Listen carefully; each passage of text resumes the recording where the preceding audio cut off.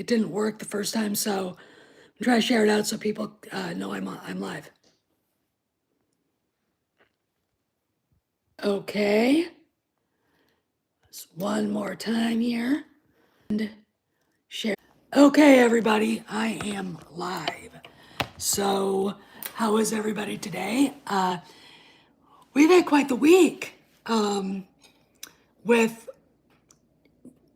Gina getting a really good article in the Hollywood Reporter, the Acolyte trailer, which is what we're going to talk about, dropping to jeers and mockery and apples and garbage being thrown at them and rotten eggs and all the rest of that stuff. And George coming out in support of Bob Iger, which we will also talk about because it's an interesting thing. And there are a lot of people upset about it. And, you know, the black pills want to be James O'Keefe phonies out there are freaking out. Okay, so first off, the Star Wars YouTube channel, they put the trailer out. And literally, I talked about it. And it's, thanks, Cross. I talked about it in my previous video because it was so funny. And I would say every other comment, and they're all bad comments. I mean, I don't know if they've shut off comments yet, but I have a feeling, I don't know though. We'll see if they don't shut off comments. That might mean somebody wants somebody to see how bad the fans are taking this. Yeah, they're here. It's, look, when you're over the target, you're over the target. And that's, you know, where the biggest flack is going to be coming from, you know. Anyway, fuck them. Right, Maze? Just fuck them. Anyway, the comments are just about Harvey Weinstein. This is what people are talking about. It's about Harvey Weinstein. It's not about how much they like it or want to see it. Now, you do see those comments. And somebody said that they saw what the dislike ratio was, and it was huge compared to the like ratio. And I'm doing this. We can't see that. How come you can see that? Okay, I saw that on Cameron's Patreon, and I'm trying to figure out where you could find the dislike ratio because I'd love to see that because I take a screenshot and put that in a video. But it's the fact that Hasbro Pulse has figures out for it already. You know, why? You know, and well, yeah, I mean, look, I made it perfectly clear to everybody that I was not going to let her get away with it. Okay, I'm not going to let Leslie Headland get away with treating women like that. You know, I just, you know, she enabled him for 6 years. She can sit there and cry about what a victim she was, but she enabled him. Okay, and I don't like that. If I had worked for him for an hour in Saudi is really like, I'd have been on the phone saying, get me the fuck out of here right now. I can't work for this guy. Okay, but no, she worked for him for 6 years. He gave her a boost on the first show that she basically made by herself, which was not Russian Doll. It was, I think it was called Sex and Other People. But he basically helped her in her career get a boost. He was her sponsor. Okay, So now suddenly she's this.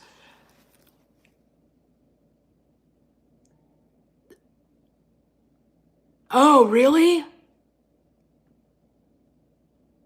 I hate Google Chrome. But if, oh no, Mazarus. No, Doug is a good guy. No, Doug is one of us. He's from Cameron's Patreon, I think. Anyway, okay, thanks. I'll have to go look because I want to see it. If it's true, I'm gonna laugh my ass off. There should be no reason for us not to be able to see these dislikes. And really, all right, I mentioned this in my upload before, but do you guys remember when they got rid of the dislikes? Right? Do you guys remember? Kennedy's Oscar video. It was technology, and she was talking about women. And the comment, they had to shut off comments, and then they had to shut off the dislikes because it was ratioed into a level of oblivion I didn't think ever existed. And then it was this. Laugh your ass off moment if you've ever seen one. I mean, obviously, just seeing her walk across the stage at a Star Wars celebration last April was an indication that people hated her because no one clapped. Everyone's like,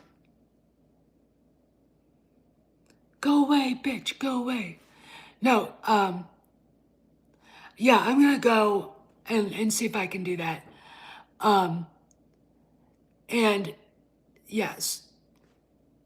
Anyway, so I'm gonna check that out because I really want to get a screenshot of that because I think it's wonderful. And I honestly, my theory about comments not being shut down and that is because they want somebody to see the outrage the fans have. All right. And the fact that this is first off, a stupid idea. Get in the way back machine. Phantom Menace. Ki-Adi Mundi basically says, no one's seen a Sith or heard of a Sith for 1,000 years. So, as Star Wars theory says, we may have to see every Jedi that runs in to Amandla Stenberg. Yeah, it is. It's going to be, that's what it is. She's going to have to kill all of them and then die herself. So the secret can end with her. Okay? We don't even know how many, episodes it'll be. It can't be 10. I mean, if it was 10, that means that Jon Favreau basically had to pick himself up and actually make sure they had 10 shows that were worth it. And if they do have 10, they're probably about 10 minutes long. Because, yeah, well, 8. Do they have enough for 8? That's, but anyway, I want to talk a little bit about Ghostbusters, Frozen Empire. I can't wait to see it. It's getting, I would say, mixed reviews. The usual suspects are bitching about fan service. And it's like, if it's done well, please shut the fuck up. Because that's why people go to see the show. Fan service. Yeah, well, the two episodes were actually from the Book of Boba Fett. Okay. And it's really funny when you actually look at the Book of Boba Fett, or the Mandalorian. The two episodes with Luke were from the Mandalorian. That was Mando, the first part where you have Mando going, he's got this Beskar, the armorer turns it into a chainmail so he can take a gift to Grogu, and that's what that was. Those 2 episodes were from The Mandalorian. That's how bad. That's how badly Kennedy did with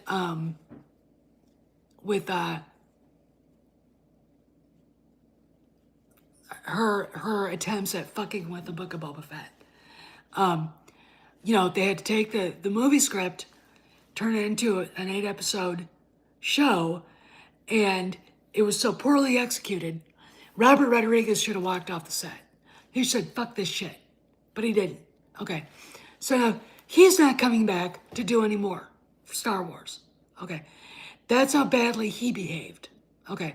So let's talk a little bit about Ghostbusters Frozen Empire.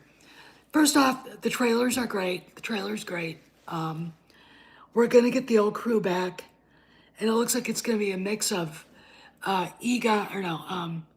Venkman, Stance, and Winston, and the kids. And what's her face and her boyfriend. Okay. Yeah, they were good. Doug is right there, that those 2 episodes were good. The first 2 episodes of the book, when Boba was with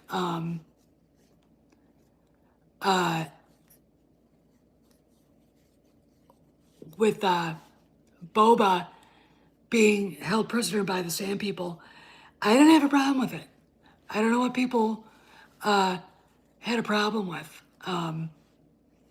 that. But you got to understand, we live in a world where people like these trolls here are not literate when it comes to movies. They don't know anything about movies. They think Kathleen Kennedy is the very first woman to ever run a studio. I've done videos on that. No, she's not. I'm sure Sherry Lansing, who's still alive, is still very shocked that they don't recognize her, because nothing important ever happened before they were born. Okay. But there were women who ran movie studios 100 years ago. There's a lady from Paris, France. She and her husband moved to the United States, and Fort Lee, New Jersey is the first actual Hollywood. That's where the first movies were made, until the studio started heading out west to Los Angeles, Hollywood. That's what was going on. And this lady's husband died, and she moved everything out to Los Angeles. And I can't think of her name, but she was, I think, literally the very first female movie studio president. Okay. Then we have, like Mary Pickford and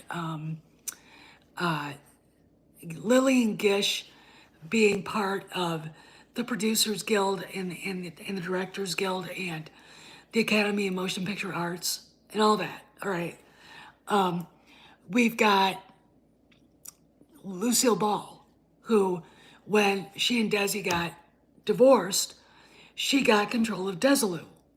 And basically, she ran it like Desi did. In fact, they would talk, okay, about this project and that project and what decisions.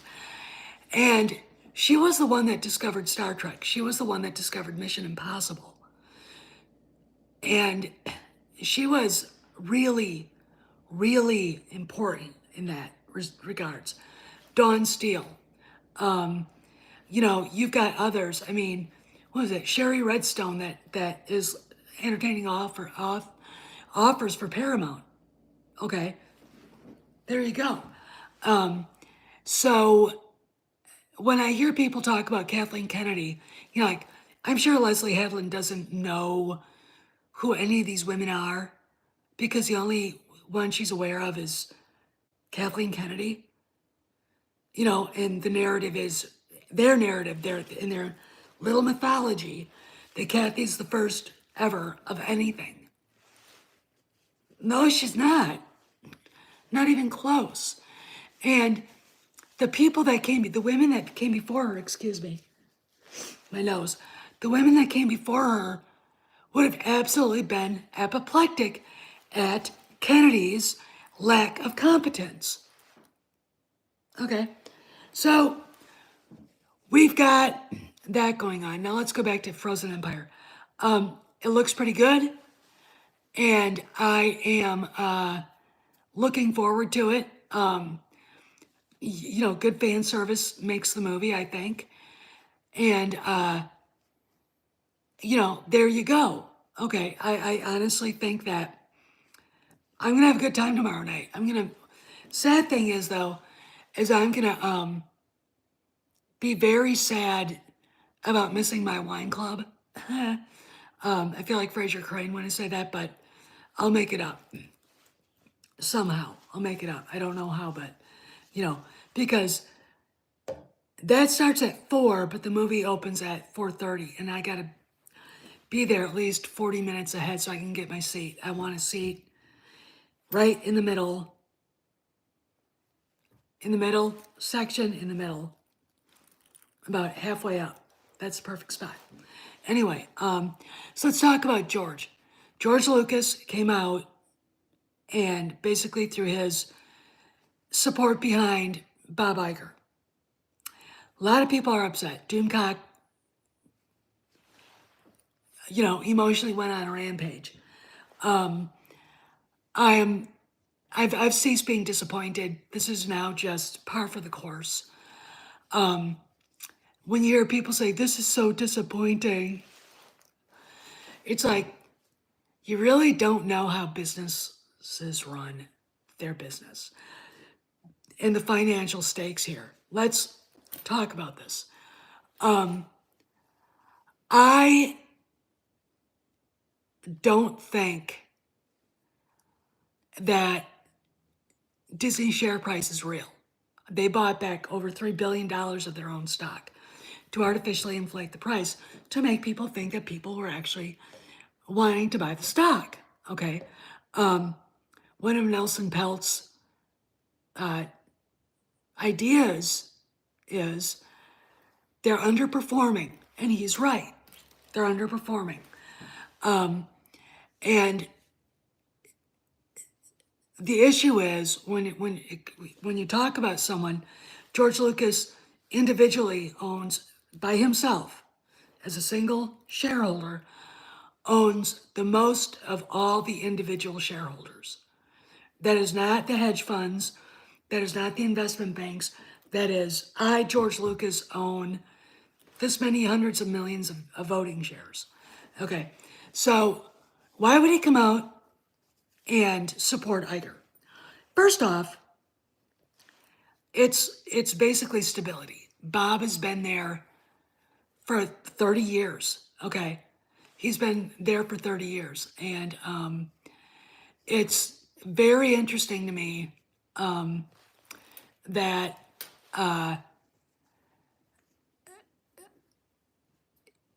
this is the first time that Iger's actually had to really go into survival mode. Okay, and his presence is sort of like, he's like the elder statesman of Hollywood now. During when SAG-AFTRA was on strike and they were going through negotiations, he was the one that kept people coming back to the table. Okay, so he has a diplomatic presence like Henry Kissinger. Okay, and there's the stability factor. Nelson Peltz and Jay Rasulo might upset the apple cart. Okay, and if that's the case, will Lucasfilm under Jon Favreau and Dave Filoni survive? All right, I mean, I know that Peltz and George have probably talked. I know that because of what Nelson Peltz said, and if you guys were here when I was watching the town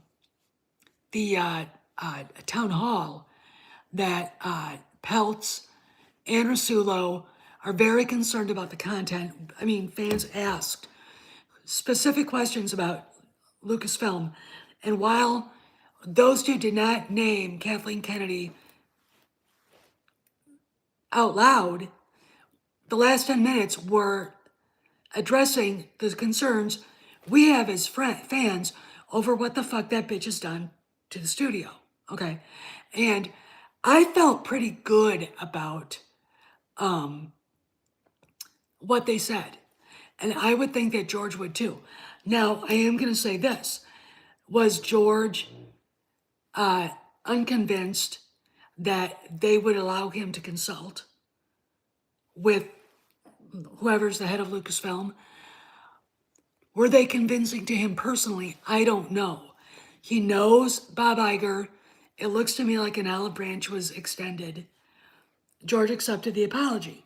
If you look at Iger's book, I think Ride of a Lifetime, he basically is apologetic for what happened with Star Wars. Okay, no man, and I'm going to say this. Iger not once ever mentioned Kathleen Kennedy in that book anywhere.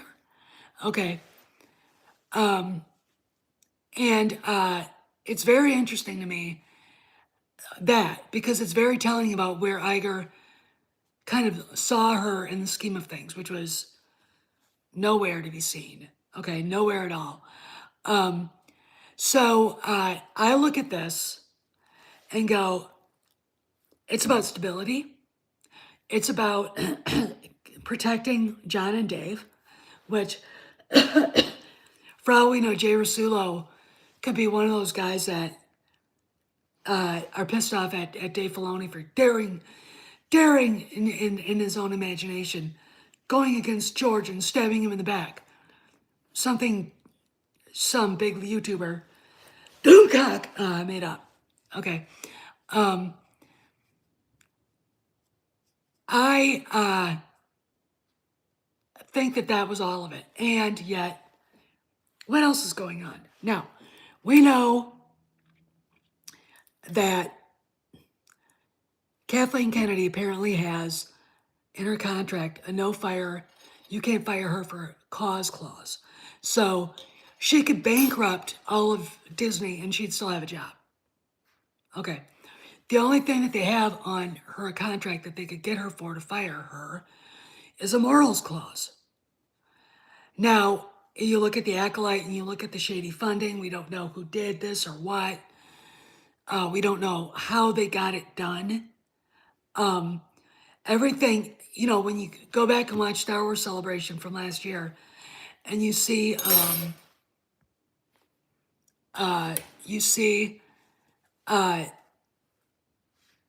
her walk out, you see La Headland, you see Daisy Ridley walk out, and you're like, this was all done to upstage John and Dave.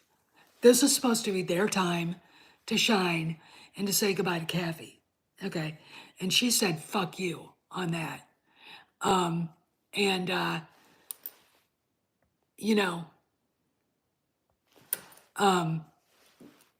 It's very interesting to me that she would do that. That's the hubris in her, false sense of security about her reputation. Okay, because not too long after that, Steven Spielberg canceled her in front of all of Hollywood. Okay, this shit has been happening for a long, long, long, long time. Okay, and I think it's coming to a head. And what I think is the fact that George, I think, demanded a timetable for her to go.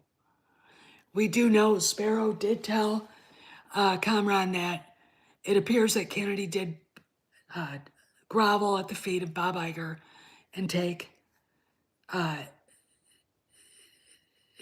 tapped herself out. I'm leaving now, okay? Tells that she's not wanted there. Good. And it just is a matter of time when I think she announces her retirement or resignation. I personally hope it's called a resignation because that would be great, but gotta wipe my nose again. That would be great, but if they call it a resignation, then everybody will know publicly that she was forced out. And they're getting, look, Hollywood is gonna know anyway. The hive of society that she lives in that rarefied air.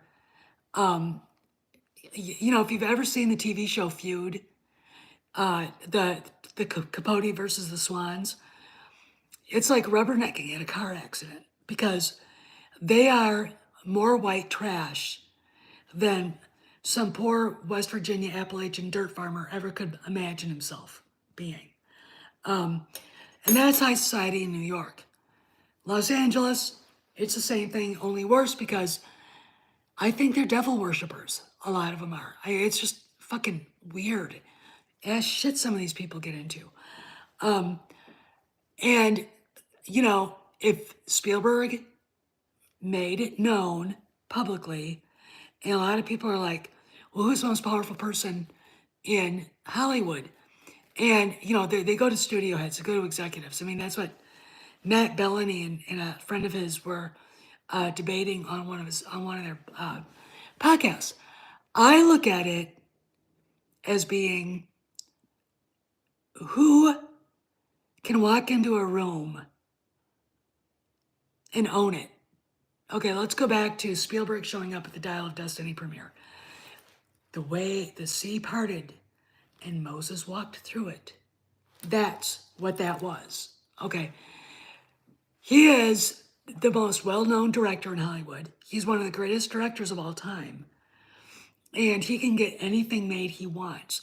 Now, when he was making Lincoln, he had a hard time getting it funded because it was an original piece. Hollywood didn't think that they should do that. They did it, and they won Oscars. Okay.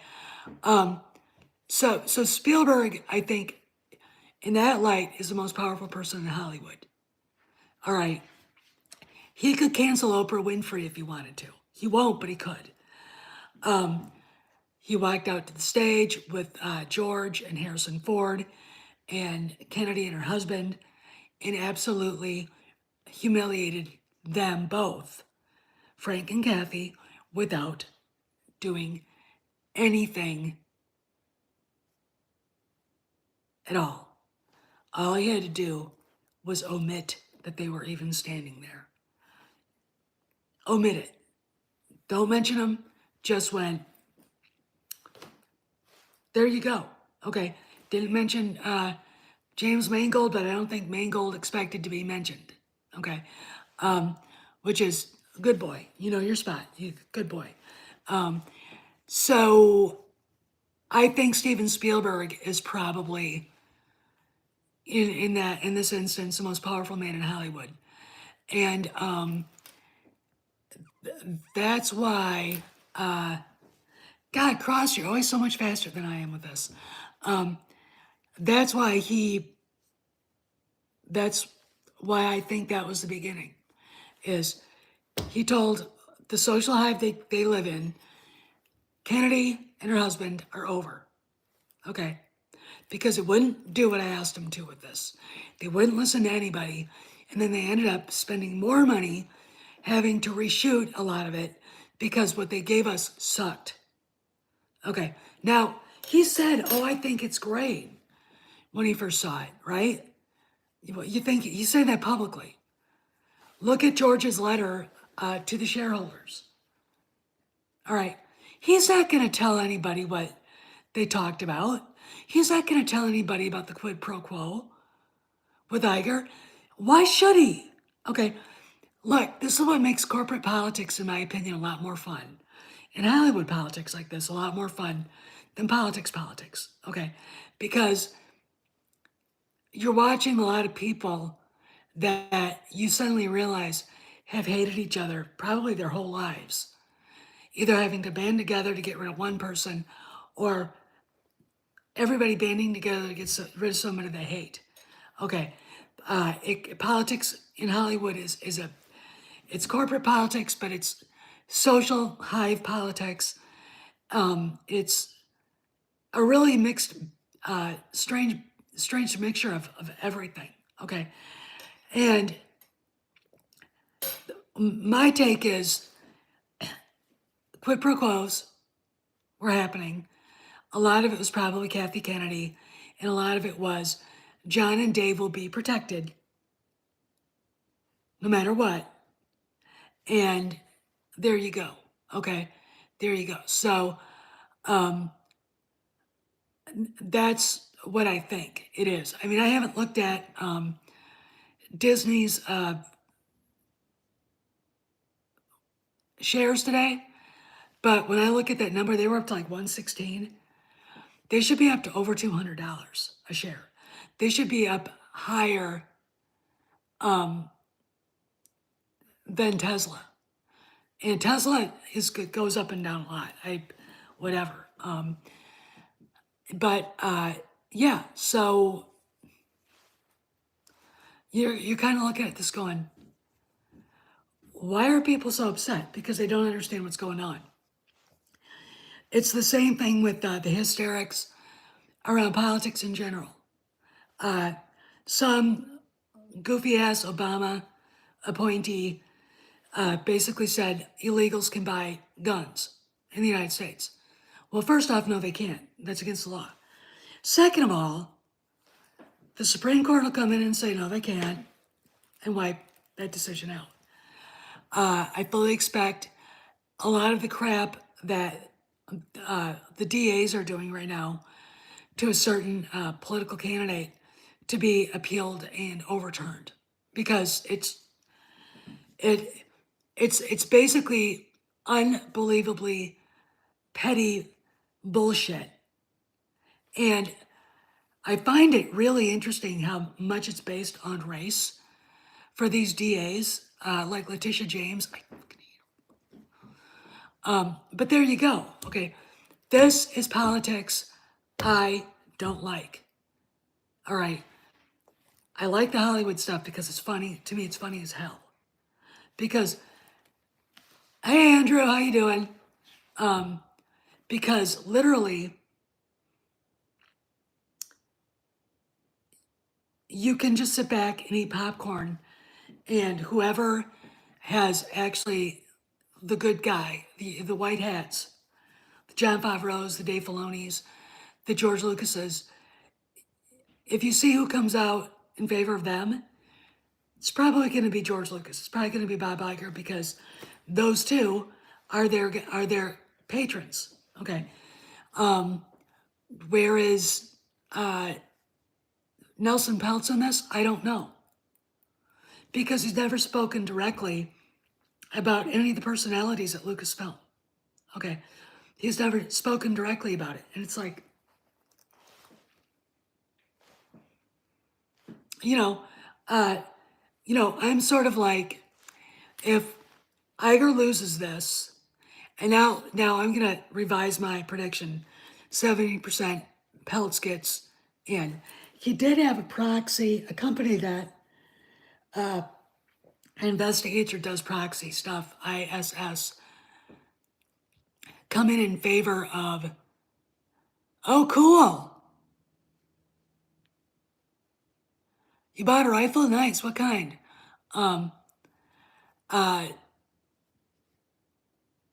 They do it. They basically examine whatever. They're called ISS, and they basically came out and said vote for Peltz and Rasulo. Okay.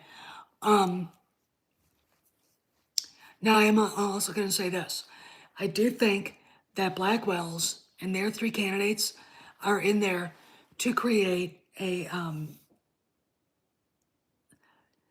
way for Iger to win by plurality. Nice. What'd you get? And I think that's where it's going to go. Okay, that's where it's going to end up. It's going to end up being a plurality for Iger to win. So, and I'm going to say this: don't care if you won by a plurality.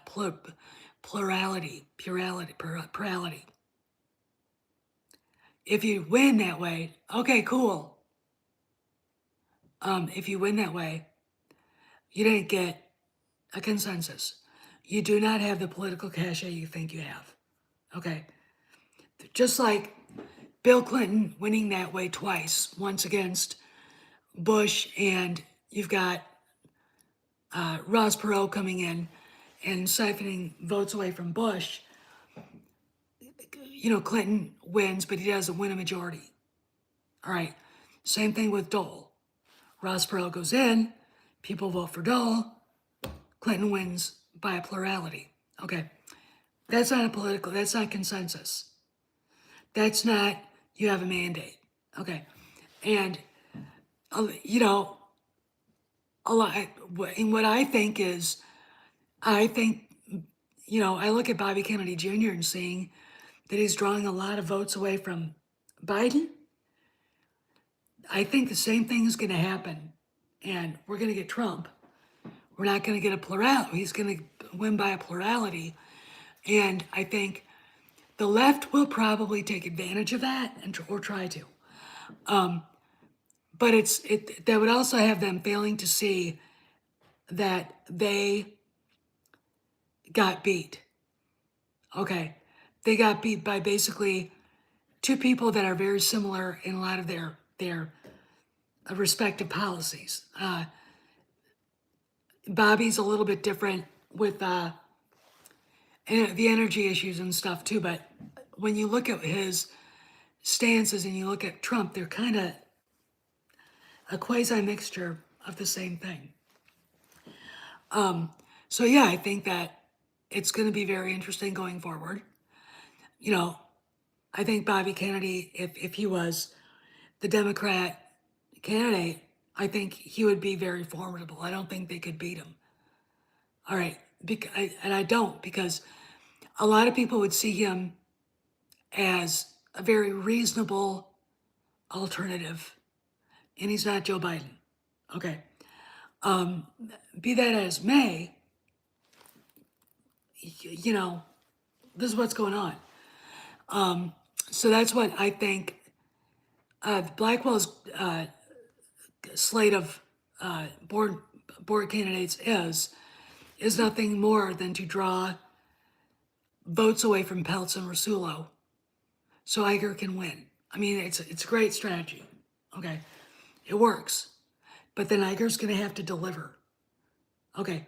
Because the people that would have voted for Peltz who voted for Blackwell's slate of candidates still voted against Iger. Okay. That's a BFD. Anyway, I got to go. You guys have a good evening. And Proxy Advisory, ISS is a proxy advisory company, and Cameron just dropped Patreon on that. So if I'm you guys, go over there and read what he wrote. I'm gonna do that right now. I'll see you around the galaxy. Behave, be safe. Like I said, we could wake up at 10 o'clock tonight and see Kennedy announced her leaving Lucasfilm. We could, like the Bible says about the end of the world, the end will come like a thief in the night. Kennedy's resignation will come like a thief in the night. Okay. Hopefully we'll get a heads up so we can get the scoop before anybody else. This is Steph, signing out. I'll see you around the galaxy.